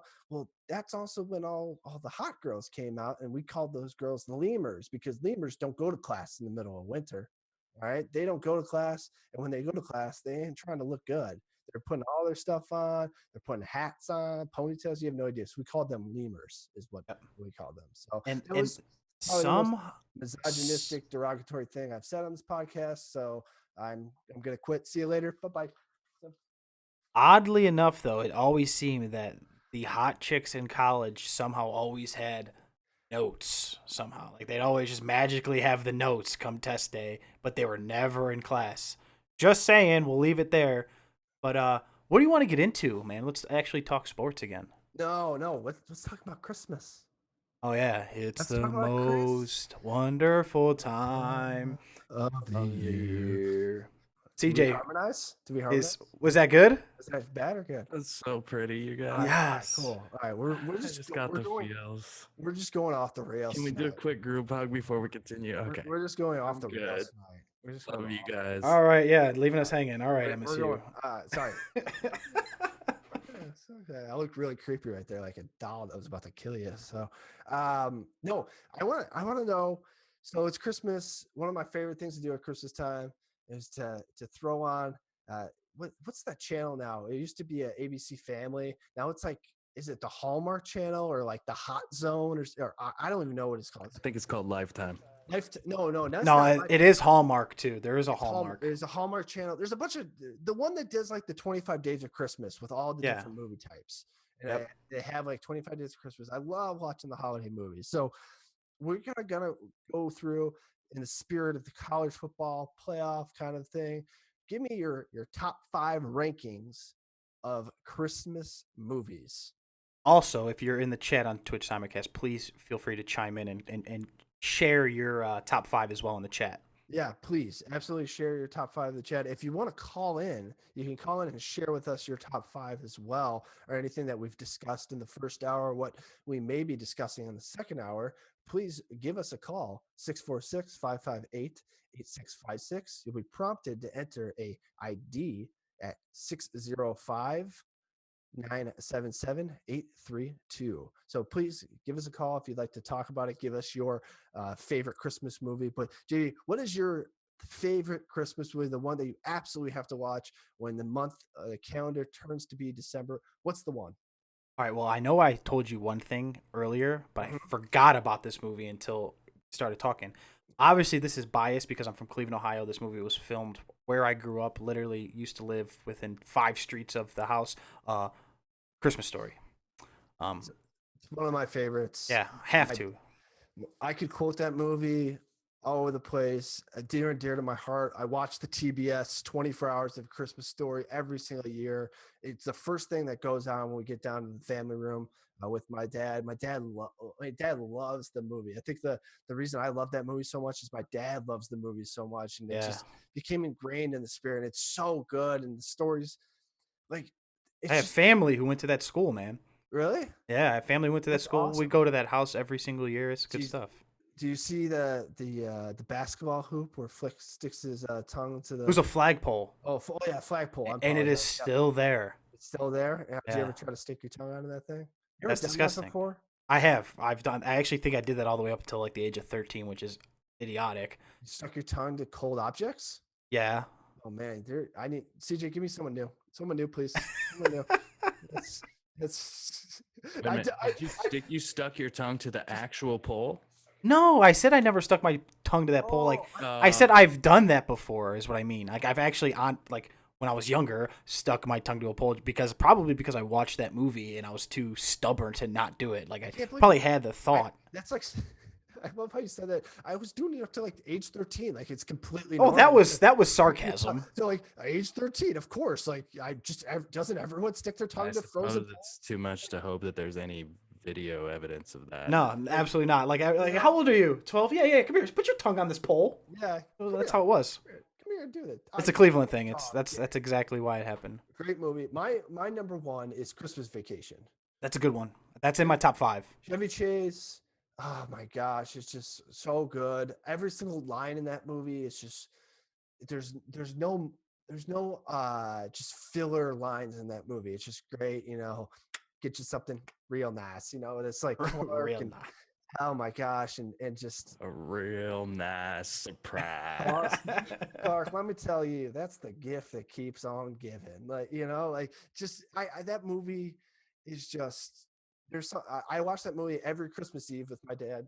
Again, another movie that my dad loves to death, and I we quote the lines, and every year it seems to get better. Even though I know all the lines and I know what's coming up, it makes it that much better in my head. And gosh, it's just so good. It's just so good. So That is good. those are I think is that your number 2 Christmas Vacation, or is it or That something? would be my number 3. I like Elf. I like Elf for Okay. other like personal and like inside joke reasons with friends and stuff. But Elf was 2. But then that would be 3 for sure. Yeah, I think Elf is up there for me at 3, just because it's so funny, and Will Ferrell is just so good in the movie, and I don't know, something about it is just so loopy and so good. It just makes sense. Did you see on Barstool Sports this past week? They're trying to say that that Elf is a prequel to Step Brothers. No, Yeah, but think about it. Think about it. I am, and it's Yeah, think about very it intriguing. My because tail's wagging. it's the same mom, the same person that plays the actress is the same mom in both those movies, They're gonna drop a bomb on us, and I'm gonna love it. right? Yeah, yeah, I know, because she divorces Buddy's dad, and then he goes and remarries the stepbrother. Yeah, all right. So just think about that. Obviously, it's You heard it here first on Squarespace. no, not here first. It was on Barstool Sports, but Well, then you heard it here second. here a second. Yeah, I'm just relaying the message. It's like confirmed by ESPN, confirmed by the Real Take. So I love Elf. I think for me, and this is kind of after we've been talking about this a little bit. I really like the movie The Polar Express. Oh, dang it! I was gonna do it. Tom Hanks is my man. He's so good. He's Yeah, that's a great movie. so good in that movie, and I think that movie like really it's one of those things that I think as you get older, obviously you understand that Santa is not, the person you think he is. Wait, Uh, what? yeah, I know, right? I don't want to ruin this if there's any small children listening to us. Brad? This is yeah, Brad. Don't earmuffs, Brad. Earmuffs. But that movie. If there was a time in which you want to kind of recapture that experience that you felt like when you were a kid, the Polar Express is that movie because you can like kind of envision that there's this mystical train that comes and picks up all the kids and takes them to the North Pole, and the animation's really good in that movie, and obviously Tom Hanks is really really good in that movie. It's just I don't know. There's something about that just makes me happy. Right. Yeah. I would agree that that would be 4. 5 for me. I'm gonna put 5 in like a big category, like those old school like cartoon Christmas movies, like Frosty the Snowman and like the Charlie Browns and stuff like that. I like those. I'll just put all of those in the category 5. Yeah, Rudolph is really really good. Obviously, or Santa Claus is coming to town. That mix and like Charlie Brown Christmas. Right. Hmm. Man, there's so many like just really there's just so many really really good Christmas You movies. want to come over this weekend and just Netflix and chill it? CJ tells us there's 10 really good Christmas movies that you absolutely have to watch during the holiday season. Is there anything that we're missing that we should? That is there anyone in the chat that has a movie that we haven't said or talked about yet that you think is like absolute must watch during the CJ Christmas brought a good up. Our producer CJ brought up a good one. He said Scrooge. That's a good season? one. Scrooge and I said Home Alone. I don't know. I like Home The Alone. Grinch with Jim Carrey. yes, that's another good The one. live action one. I Hmm. prefer the animated one, but that's just me. Um, I guess I always watch Die Hard during Christmas time, but people don't consider that a Christmas movie. I guess. No, I agree. What about like the Muppets, I'm sorry. Is there a Muppet Christmas one? Yes, I'm there's a sure there Muppet. is. There's a Muppet everything. Yeah. There's so No, so I many agree. Muppets. Good But stuff. I can't think of anything else. I'm not really yeah. into the sappy Christmas movies. It's got to be like cheerful or like Oh, I funny. like Love Actually. Do you watch? Have you ever seen Love Actually? I don't think I have. With I probably have seen it but don't know the I think name. that British guy that's in every single British movie. I don't know if I can. I think it has Alan Rickman in it actually, or R.I.P. Um, but I think Love Actually is a good movie. It's a holiday spirit movie. I like that one a lot. But yeah, there's so many. I love Christmas time, man. It's my favorite time of year. Absolutely favorite time of year. Carl dude's in the chat and he says that he wants to call in and do Muppet sounds. He wants to call in and do Muppet sounds. Yes, Carl. I think that's what you said. So if you want to do that, feel free to call in. Free to Um, call in. do you want to do the whole hot take, real take, Do hot we want to do cakes? this segment? Do we want Was to? there hot cakes involved in this? Because I No, no, love no, hot no, no, cakes. no hotcakes. No hot Ah. cakes. We Actually, almost, what's funny? We were going over names of the podcast, and one of them involved hot cakes. no, Hot, no. It was hot guys, hot takes. I thought you said hot guys, hot cakes. Oh, maybe I said hot guys, hot cakes. I think maybe I rebutted and said that, thinking it Maybe. was funny, and I probably just didn't get a reaction out of you. Per usual. So new segment. So basically I went through and thought about some of the stuff that has happened over the past week, and I considered it and tried to make up like a headline that we might see. And JV hasn't heard any of these. He hasn't done any of these. I think maybe next week JV will do type up 5 and he'll give it back to me and I'll let him know. But I'm just gonna read them off and you're gonna tell me whether it's a real take or it's a hot take. All right. Can we reiterate to the crowd the difference between the two so they actually know A what I'm hot talking take is about? crap. A real take is the show. That's Okay. the difference. Oh, all right, JV. Are you ready to enter the kingdom? Enter this real versus hot. This hot versus real. Yeah, should we get some kind of like sound going right I now? feel Like like we bump should. bump bump bump. Yeah. All right. All right. The number one. Drum roll. Ready? All right, JV. Dak Prescott is having the best rookie quarterback year ever in the history of the NFL. Is that a hot take or is that a real take? Real take. Real take? I Yes. I I definitely think that it is a real take right now. He's Yes. been so much better than any other quarterback that's been a rookie. It's just he's on pace to throw 3 interceptions. He's on pace to lead the Cowboys to potentially a 15 win season. Just absolutely amazing. So eh, it's so hard for me to not say that he's having the best rookie year ever as a quarterback. You can make an argument to why he. You can't say that he's absolutely not. Like he should be. He's up there. He can make an argument that he's one of the handful of best ever for And rookie he season. and he wins the MVP award, right? If they go 15-1. I mean, Yes. no one at the beginning of the season when Tony Romo went down, no one thought that the Cowboys were going to be an NFC East winner. No one thought that they were going to have the playoffs locked up before the Patriots. If I would have told you at the beginning of the year that the Cowboys would be the first team to lock up a playoff berth, you would have thought I was absolutely insane. Yeah, I would have said that's a hot take. That's a hot take. Hey, I'm getting good at this. Yeah, that's right. So, all right. So, number 2, you ready for number 2? Hit me with it. All right. Leonard Fournette will have a better NFL career than Adrian Peterson. Is that a hot take or is that a real take?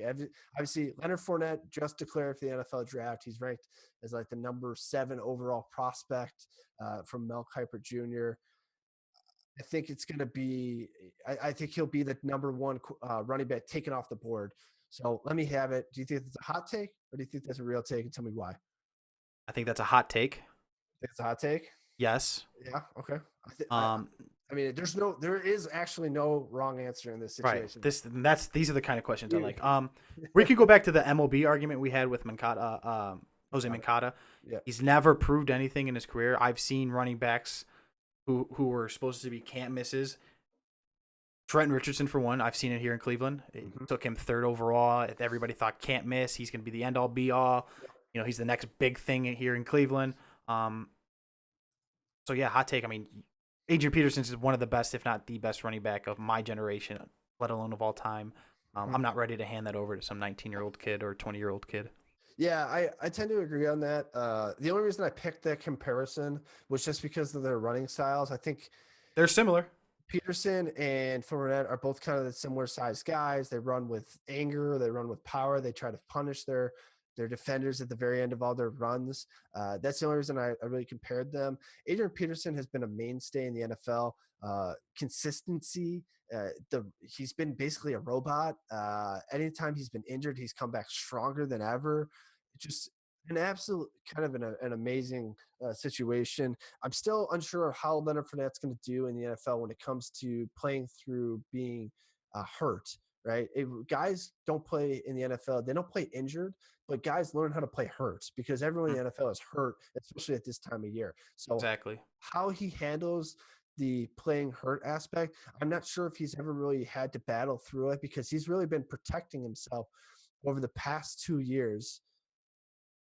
What are you doing? I got like a rash or something on my fucking neck, dude. It hurts. It's called a hickey. No, I don't get hickeys. I'm not a hillbilly. All right. Anyways, so God, just off the rails tonight. Leonard Fournette, I think he's gonna be a good player, but I don't look to him for him to surpass Adrian Peterson in terms of career longevity or career standings. But Right. all to Do be determined. you agree that he may be the best prospect coming out since Adrian Peterson? Running back wise, Ezekiel Elliott obviously is a totally different runner than what Adrian Peterson is. I'm talking in terms of being compared. Like they have the kind of same body style, running ability. Yeah, it'll be interesting to see what the numbers look like at the combine. I I agree. want to see what his top end speed is, honestly. And I do I'm too. not saying that the 40 time is end all be all because you don't strip basically naked and run 40 yards ever in a game. If you did, sign me up. I want to watch that. But I'm not sure. We'll see what happens as far as the combine stats go. I think Dalvin Cook may actually be a better NFL runner than Leonard Fournette is when it's all said and done. Just Okay. kind of off the clip. No, all right. Yeah, I got you. Cool. No, I agree. Let's go to the next one. Next one. This kind of is a copycat of something that I read throughout the week. The University of Michigan is one of the top 4 best teams in college football this year. Hot take or real take? Real take. Wow. And I'm an Ohio State fan, but I honestly think the real take, yes. Wow. I think they're better than Clemson. I think they're better than Washington, and then everybody else below them. I mean, it's an argument. Wow. Okay. The only reason I put this was because I saw Skip Bayless tweeted this out on Saturday night, said that his reasoning was U of M played Ohio State to a basic tie. They blew out Colorado, which was the second best team in the Pac-12. Doesn't count. he thought that they were absolutely one of the top 4 best teams. To me, if you lose to Iowa, you're out. Sorry, man. That's just, you're not one of the best teams. So I thought that was more of on the hot take side than it was really on the real take side. Do you agree that they're top 6? Yeah, I think top 6, no problem. But Okay. that's an easy situation because you get to add in Penn State, you get to add in Michigan at that point. Okay. No, Uh, I agree. okay. Okay. Yeah, that's opinionated. Go Yep. ahead. Yep. Okay. You ready for the next one? Yes. All right. If the Warriors fail to win at least 2 titles with the Big Four, it will go down as the biggest failure in the history of pro sports. Hot take. Hot take, real take. Hot take. That's a hot take. Anytime that they're going to have to go up against LeBron James probably 2 of those 4 times, I would All right, bet. well, That's how could you? No, I'm just saying it's I how love LeBron James. I have a picture with him, but LeBron James is my best friend. I'm just saying, if let's say they lose to LeBron once and then they lose another one, you can't really fault them for losing to a LeBron James led team. He's the best But player in the they're world. so good. They They have the 4, there's no reason they shouldn't win it, they have 3 of the top 10 players in the NBA. right? But we're talking about the biggest like choke jobs in all of sports. I don't know if that. I think that takes. I think that it's a huge disappointment and it's a failure, and that whole situation was just a bust. And we're gonna look back at it and be like, "That's why I, you shouldn't I do think this. That's why you I shouldn't do think it would that." be the single biggest failure in the absolute. They have these guys. If they get these guys, I'll just say this: if they get these guys for 5 years, which I'm not sure if they're going to be able to do that, but if they let's just say that they have them for the next 3 years, which I think is more competitive, I think they absolutely have to win 2 out of the next 3 to call this a success. And if they don't, I think it's a huge failure. What if they make it to the finals, though? I can agree that they should make it there They have to every win year. it. They made it there last year too, and Okay. they didn't win it. I Just mean, as much as LeBron obviously was a huge factor in the fact that even if they lose to somebody other than LeBron, I'm just no, thinking no, it's so hard to win. I know, but who's going to actually compete with them in the East? Right. Let's be real. The East is a total joke. They absolutely have to win 2 out of 3. Otherwise, I do think it's going to be just an absolute. That's horrible. There's no ifs and or buts about it. Just the amount of flack that they've gotten. KD's playing the best basketball in his career. Klay Thompson's playing the best basketball in his career right now. You have to take advantage of that because then it looks bad, you know. And everyone, I get your point, what you're trying to say, and the fact that the talent level from right now to the way it used to be back in the 90s when Jordan won all his titles is so much higher that there's so much more competition between every other team in itself. But they have an all-star lineup on a night in, night out basis. They can put up 150 points if they want to.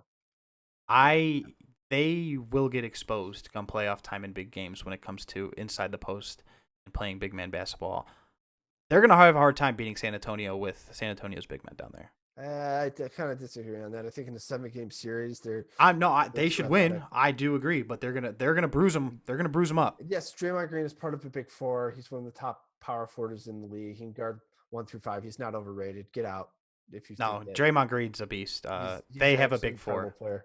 Yeah, everyone. and Gets, he's everyone gets and I mad would 'cause he kicks people, but doesn't matter. that is he does play a little dirty, but that's a different topic. That's the way he is. But all right, you ready for Have to undersized. He's got to do shit like ready for that. the last segment or the last take? You ready for it? Go. Okay. The White Sox will follow in the Cubs' footsteps and become a dominating baseball team in the next 5 years. Hot take. Hot take. What do you think? Because the reason I put it as at 5 years is because Epstein signed with the Cubs in 2012 and basically started his master plan in 2012. So I'm saying this is obviously the 4th year for the Cubs. So I'm giving them 5 years to say that they'll be like the Cubs and basically win a World Series within the 5 years based on all these new prospects they got, all these new guys, all the new talent. Are they doing it like the Cubs? Will they become dominating like the Cubs? Right. You can do it on paper, and these young guys and these prospects, you can throw them all together in a farm system. It can look sexy. You can tell me 5 years from now, this guy's going to be a beast, this guy's going to be a beast, this guy's going to be a beast. They have to come up to the MLB and play. It's a crapshoot with these prospects. You never know what you're going to get out of them. The Cubs hit, but not every team hits like that. The Cubs hit on their prospects, and when you hit on your prospects like that, hats off to you. You're gonna do big things, but people don't hit on prospects more than you would think. It's a crapshoot. It's about development too. How well Yes. does the farm system develop that prospect talent?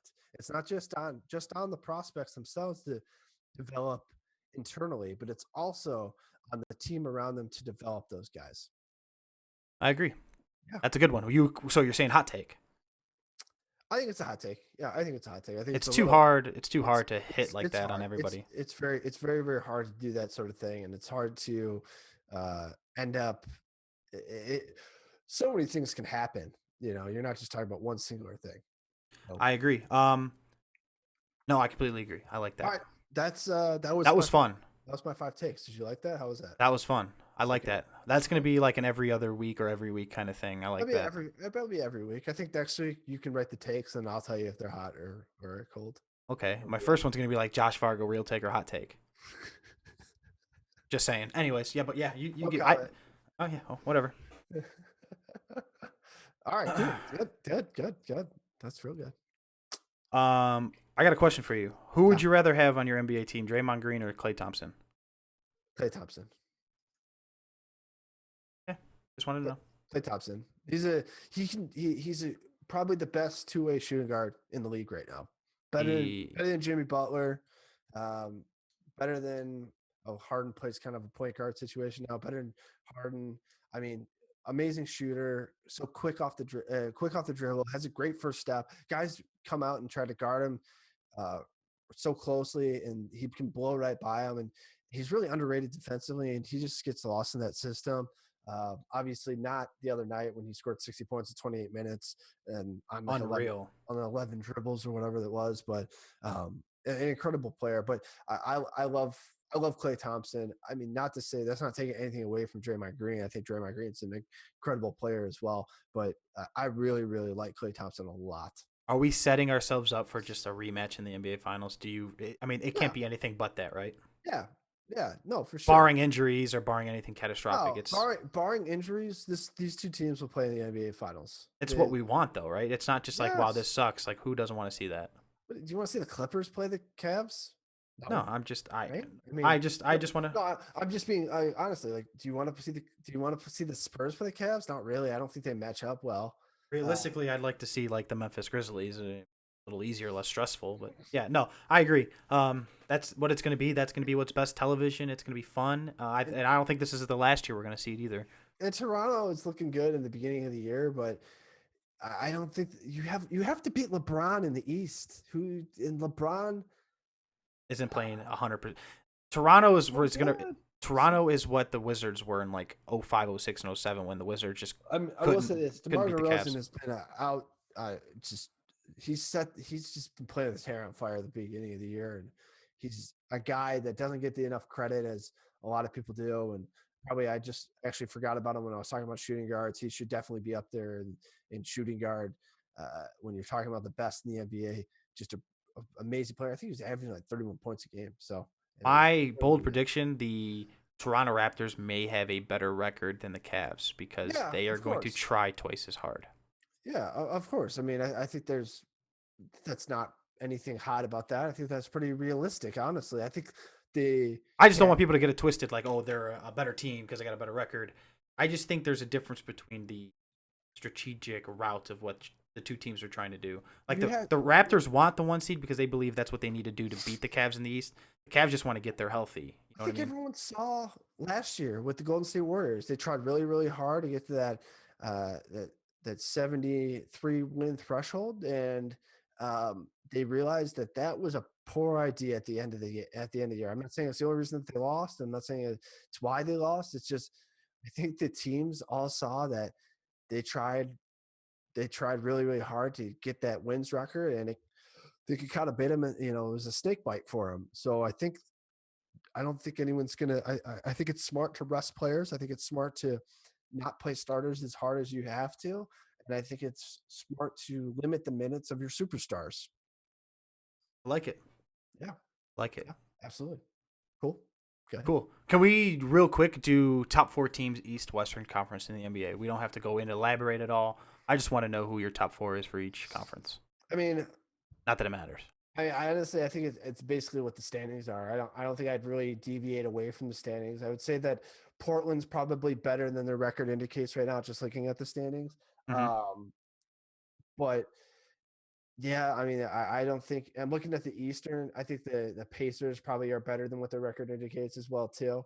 But I think the top four in the East are Cleveland, Toronto, Boston, the Pacers, and then West you got Warriors, Spurs, Clippers, and then I would probably put Portland up there. Houston, if James Harden can continue to play in such a pace in a way that allows him to really be a true point guard. I like it. I got the same thing. Cavs, Toronto, Boston. I like the Knicks for some reason. I just think the Knicks are gonna make a move or do something at the deadline because they're competitive, and New York hasn't seen that in a while. Right. But there's nobody else in the East. Like I'm not gonna give it to the Bucks. I'm not a believer in the Bulls. Pacers are just they're getting worse by year. But it doesn't really matter. But Western Conference, Golden State, Spurs, Clippers, and then I'm gonna go with the Portland Trailblazers as well. We saw what they did last year, and they didn't get worse by all means. So Yeah, yeah. I mean, it's so early. I have watched very, very little of the NBA right now. not at all. I mean, it's hard to. You got the baseball was great, and then football was good, and now you got like college championships and bowl season coming up. It's just like I ain't watching NBA until like probably end of the Super Bowl. Yeah, yeah, that's kind of where I watched a little bit of the Knicks Cavs game last night before it got out of hand, and then I watched a little bit of the Golden State Clippers game last night too before I went to bed. So, Right, right um, on. both pretty good games, and both well actually no the Knicks blew them out, and the Clippers weren't very close. I think they were up by that the Warriors were up by like 27 at some point. So, um, be interesting to see as we continue on and get closer to the All-Star break, and I start paying attention a little bit more closely to what is actually going on in the NBA. Agreed. Yeah, but you can't say the Knicks. Don't say the Knicks. I do like the Knicks. Why? They're Derrick Rose? Derrick Derrick Rose Rose is is hurt again. right, but they're playing like competitive basketball, and then you got Phil Jackson up there. He's gonna pull some. They're competitive, and they just want to fill that arena. Like they're gonna do something to make them one of the better. Like they're gonna be somewhere within the 6 to 4 seed come the end. I really do think so. So they'll be 4 games under 500 to get the 6th seed in the East. Right, which is like the 6th seed. Right. I mean, it's not very competitive. There's two teams in the East, honestly. It would Two. have been so good in '03. Uh, I agree. so, so, all right. What are we moving on to? What do you NFL. NFL? Yeah. What do you think? This past weekend was interesting. It wasn't as competitive as it usually is, and No, a bunch of stinkers. the 1 o'clock games were really really bad. Really no close games in the 1 o'clock series. Found myself drifting. Just I wasn't impressed. And then the 4 o'clock games were okay.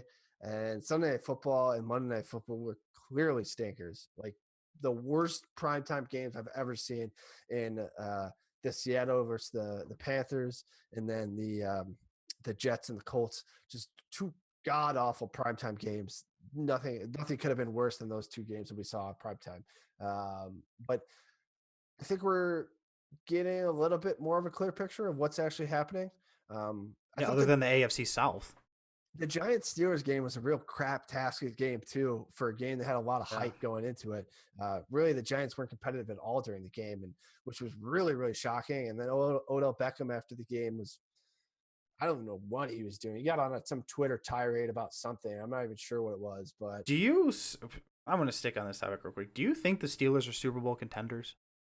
they're Or they're contenders in the aspect that they have all the talent pieces around them, especially if Ladarius Green can somehow live up to the hype that he's been ever since he got drafted into the league.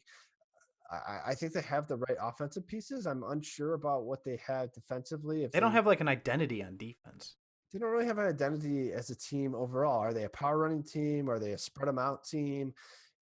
It's very odd, and you can't get away from the fact that home field Ben is very very different than away from home Ben. Yeah, which has not So been like him his whole career. yeah, he's kind of always had some sort of weird splits between home and away, but and he's going to have to play a road game when they make it to the playoffs, but Right. I can't put them in the same category as a Super Bowl contender like I would, So the they're like the drifters in my eye. Like all these teams were in the hunt. Like Kansas City, I think they're a really good ball club, but I don't see them like making it into Super Bowl. Pittsburgh, Baltimore, Miami, if they somehow sneak in, like they're just drifters.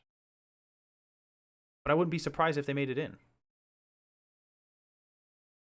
Sorry, I'm just I was looking up some of the Oh, I thought results we. from this past week. Sorry, my bad. No. Yeah, no. I think Kansas City's very good. I do too. I do too. They're just so unsexy. Well, that's when you have Andy Reid as your head coach, and you're content with throwing 3-yard out routes, and you're content with Alex Smith being really really safe with the football. You're just not a very fun football team to watch. But that defense is fantastic. Eric Berry is probably in the MVP candidacy contention, even Has though to be. defensive players not going to win an MVP or there's a defensive MVP and an offensive MVP. So he's clearly in that category. But I would just say as an MVP overall, the best player in the league, he could be in that conversation. They're obviously getting healthier with Justin Houston. it, I'm just I'm very unsure about their run game. Spencer Ware, after getting off to a hot start, has been hit or miss, and then also, like, is Tyreek Hill a gadget guy, or he a guy that you can actually rely on week in and week out to go out there and go over the middle and catch passes? I'm not sure. Yeah, and I think they're kind of trying to figure that out as time's going by. Yep. He's been way more. He's exceeding expectations in my mind. I didn't see this coming. I don't think anyone did. Right. I don't think anyone did. Um. So let's just do. I mean, let's just do your top four. Let's do top four AFC right now. AFC.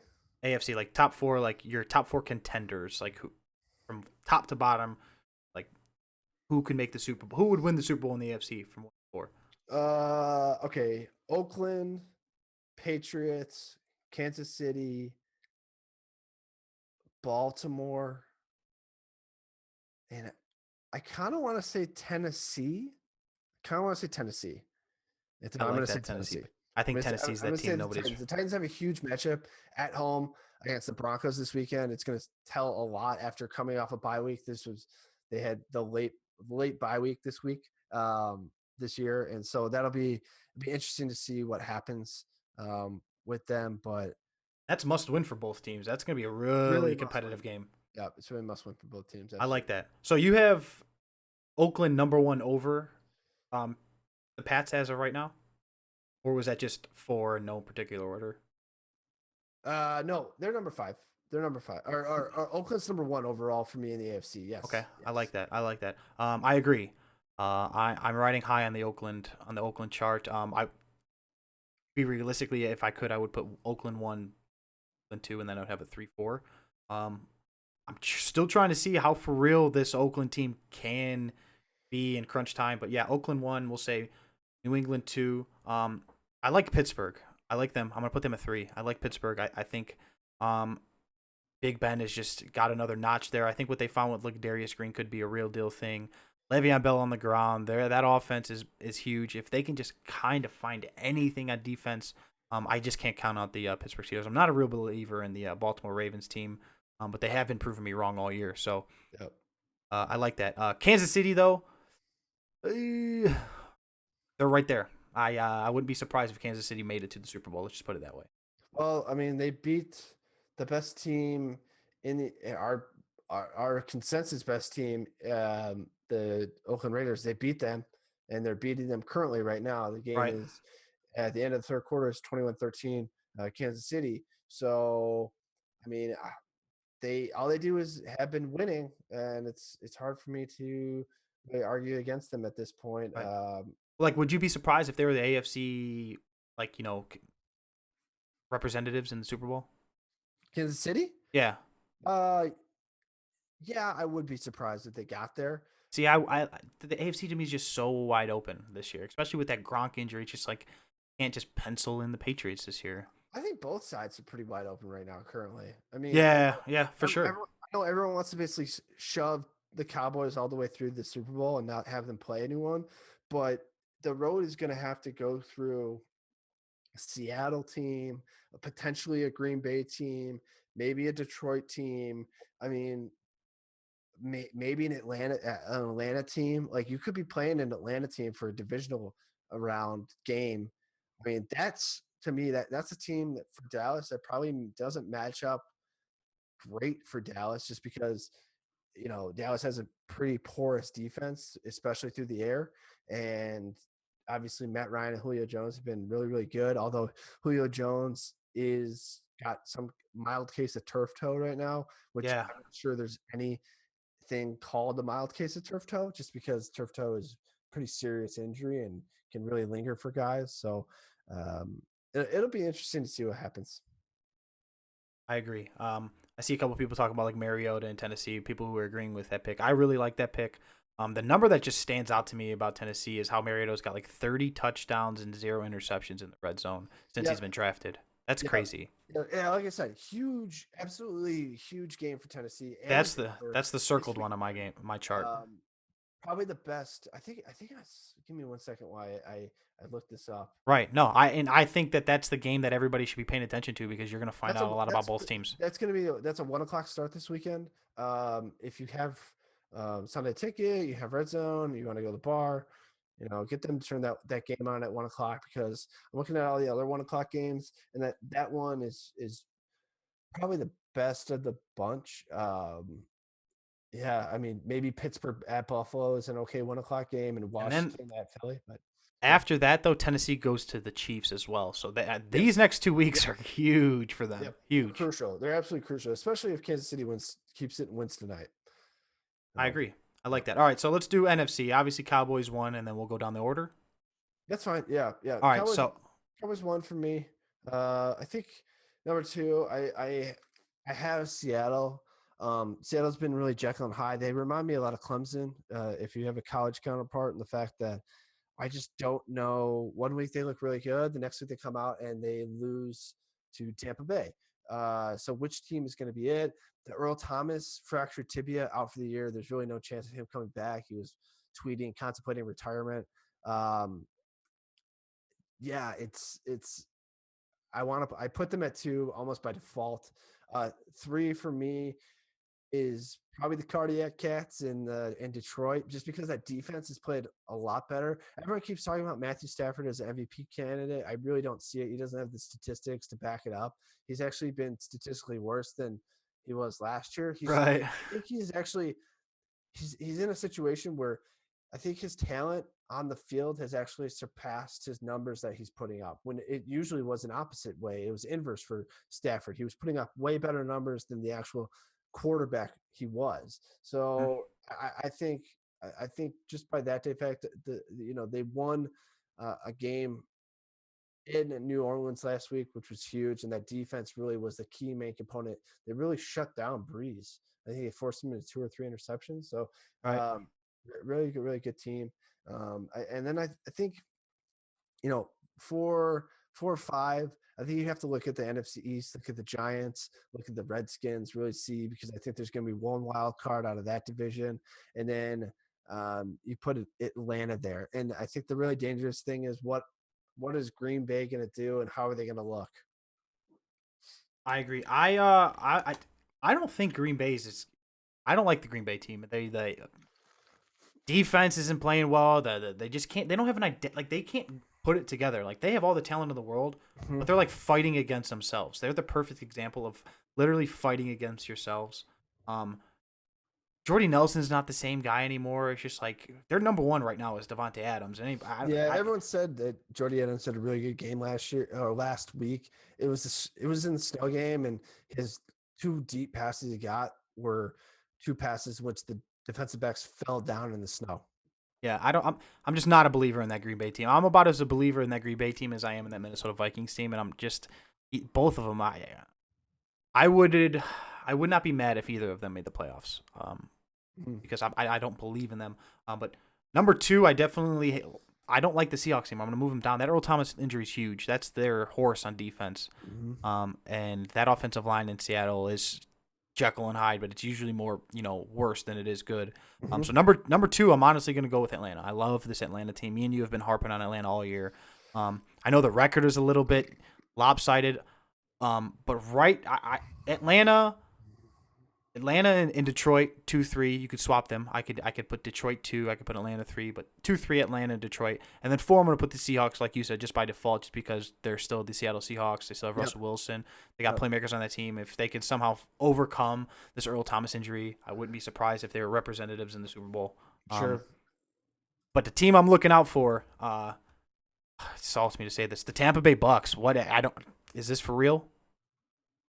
I don't know. He looked pretty good last week in San Diego, and Four straight wins. They beat the Chiefs, the Seahawks, and San Diego. Those are 3 pretty good wins. they have a very favorable schedule coming up. They play New Orleans. They start their first out of 2 in the next 4 weeks, and then they play at Dallas, and then they wrap up the year against Carolina. I mean, quite honestly, they're going to probably be favored in 3 out of 4 of these games. So, I mean, Jameis has played well. I see some people in the chat talking about Jameis and people being, kind of all over Jameis Winston, saying he's been really, really good this year. I think Mariota's been way more impressive than what Winston's done this year from just an eye test and watching what has gone on in the field. Jameis still makes some really, really boneheaded errors. Like, Yeah. if I can give you guys an example, in the Seattle game, they were about to go up 21-0, and then he just forced the ball into triple coverage to Mike Evans and just got it picked, and he just ran off the sideline like that's what he knew. He was just doing that, and regardless of the fact that he basically knew it was getting intercepted. So that to me is hard to get over until he cleans that up. And he just looks like such a junkyard dog in the pocket. He just like Kind of like it. he's like athletic but not athletic. He reminds me of Schwarber. not really Schwarber, but he reminds me of, to keep within the same sporting realm. He reminds me of Ben Roethlisberger. Oh, yeah. A big lumbering guy that's more athletic than what you'd actually let on to believe. A big, powerful arm, and kind of can get unruly and not really accurate at certain times. And McNabb type. yeah, and willing to kind of be a gunslinger and force the ball into situations that maybe wasn't such a good idea to force the ball into after all.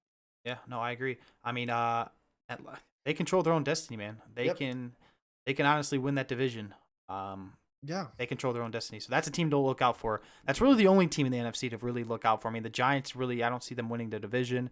Vikings and Green Bay, I don't see either one of them passing up Detroit. Arizona, I don't see them passing up Seattle. So the only other team I think that has a chance of winning a division that's not currently leading is the Tampa Bay Bucks.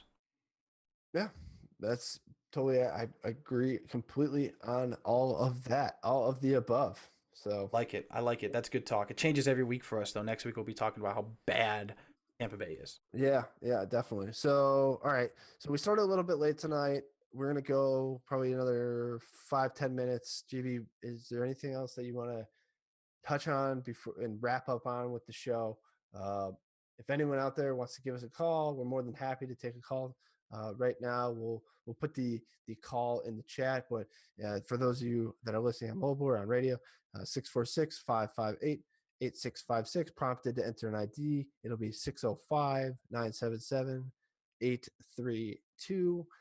Please don't be afraid. Give us a call. Won't bite. If anything you want to add in your thoughts about what we've talked about on the show, college football playoffs, NFL, Christmas movies, please give us a call. Let us know. But JB, what do you want to wrap up on right now for the topics that we have in our notes that we haven't touched on just yet? Is Bryce Harper delusional? Yeah. $400 million is what him and his that's our show. agent, yeah, right? Yeah. $400 million him and his agent are seeking coming up on the contract year here. Why? And I mean, where do you sit on this? Why does he even think he can go ahead and ask for that kind of money? You're going to be better at answering this question than I am, just because Here's my issue. I'm going to just tell you my issue right now.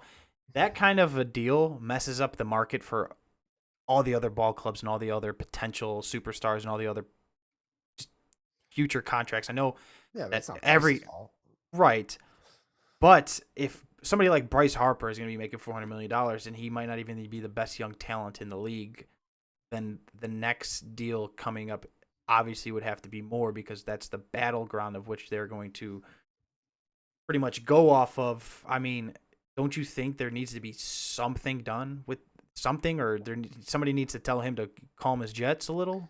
Oh, I mean, it's a fair market league. No one's putting a gun to these owners' heads to pay that sort of contract. I don't think. Yes, it's I think for the players, if a guy can go out there and get $400 million, it just increases everyone's ability to go out there and gain more money. I think the players actually appreciate and like that. And again, it's a fair market field. These owners can do whatever they want with the money within the rules of the way that the PA has the Players Association has set it up with the owners.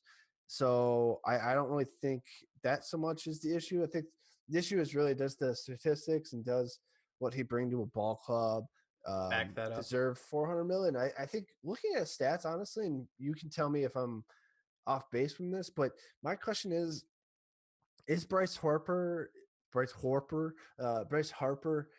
is his MVP year his outlier year, and this year is his always his year is, or is the outlier year right now, which is the MVP year, is that what he's always going to be? You know, so like I'm looking at the guy. I mean, he hit 270 for his first 3 seasons, and then hit 330, and then last year he hit 243.